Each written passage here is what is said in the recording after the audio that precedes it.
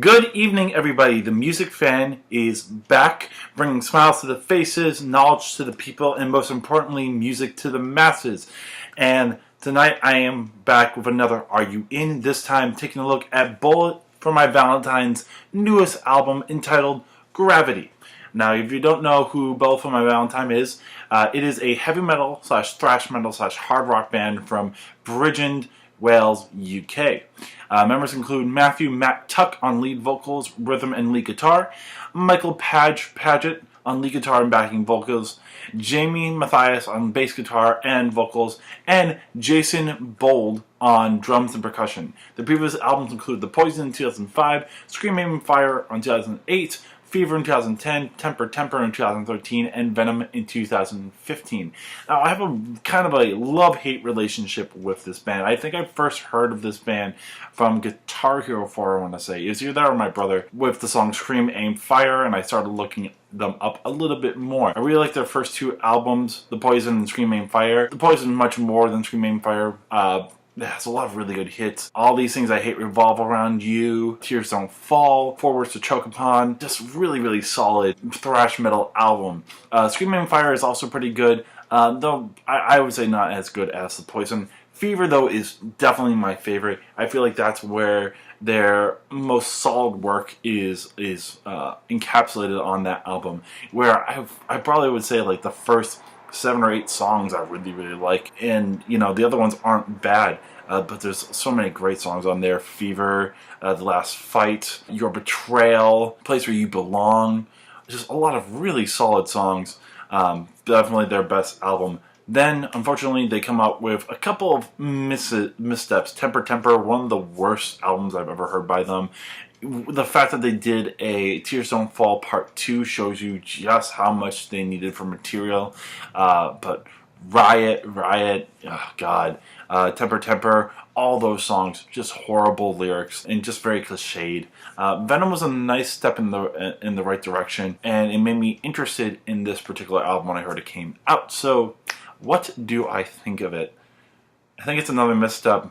I think it's really another misstep. I don't remember it being like this before, but a lot of these songs are very anthemic, very poppy, very atmospheric at times, and not in the right ways. It's just a lot of these feel very simplistic, even though it has some of their angst and their heavy guitar work, their heavy drum work. It has that energy at points, but it feels much different. The arrangements are very predictable. The lyrics are basically horrible. I could sum up the lyrics of each of these songs in one sentence, and I did. Whereas Leap of Faith, taking a chance and change one's life no matter what critics say, what life throws at them. Over It is about cutting someone out who won't help themselves to live a better life. Letting You Go, cutting ties with a significant other because they're giving the runaround and treating the person badly. Not Dead Yet, about living life to the fullest. The Very Last Time, about cutting out a temptress from one's life because they're not good for them. Piece of Me is about cutting ties with a parasitic relationship. Under Again is about depression. Gravity is about someone who keeps messing with this person's emotions. Coma is about being in a comatose or depressive state. Don't Need You is about ditching a sinking relationship. And Breathe Underwater is probably the best lyrics on there. It's talking about losing someone and how much they meant to the person. But you see a pattern here. It's about a lot of these songs are about cutting someone out of one's life. And it's like, how many times can you rehash that idea and make it interesting on one album? So it's the first time where I felt like I've noticed that the lyrics are horrible. It might just be because of the fact that the music isn't that much better. Now, that's not to say that there aren't interesting songs on here. Breathe Underwater, that last song on the album, basically the best song on the album. It's a more subdued song. It has a lot more acoustic guitar. This is where the atmospheric ideas and like the sparse nature of some of the songs actually work. The music's beautiful. The melody is actually very interesting to listen to. It's sad that you have to wait to the last song in the album to feel that way. A song like The very last time, it has, again, another one of these very sparse ideas, but this actually has some building to it. You have the guitar not come until a second verse, as well as the drums. Though I wish that there was a little bit of a longer second verse so that it could build more into the more powerful chorus. But it's interesting enough, and uses this poppy idea a little bit better than some of these others. And there are some songs that do sound like vintage Bullet. Letting You Go definitely has that fire and that energy, some interesting guitar work, some interesting drum work, and there is even that ambiguity in time and feel at the beginning, so there is a little bit of a build to it. Over It does have that feel as well, but that it doesn't have as much interesting ideas. It has some nice time looped guitars, and there's some good guitar work, just not as solid as some of these other ones. And Don't Need You, if you ditch that beginning over the top climactic intro, then it's a very solid old vintage Bullet song with some of the best guitar and drum work on the album. Even getting to Coma, it's another one of these ones where it's poppy, but it doesn't necessarily sound horrible. It's a serviceable song, but that's where we get to the rest of the album being very, very poppy, very, very bland. All these next songs are kind of just what the fuck. Piece of Me is the best of all those, but there's also these whoa chants in the bridge, as if you would for a pop song. It has some fast-paced guitar work, but it's kind of bland.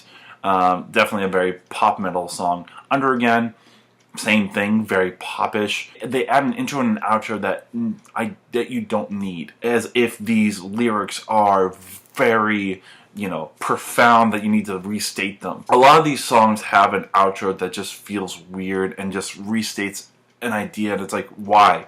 None of these lyrics deserve that time. Leap of Faith, not a bad opener, but again, doesn't feel great. It shows where that atmospheric idea is coming from, and after listening to the rest of the album, it's one of the weaker songs on the album. Gravity,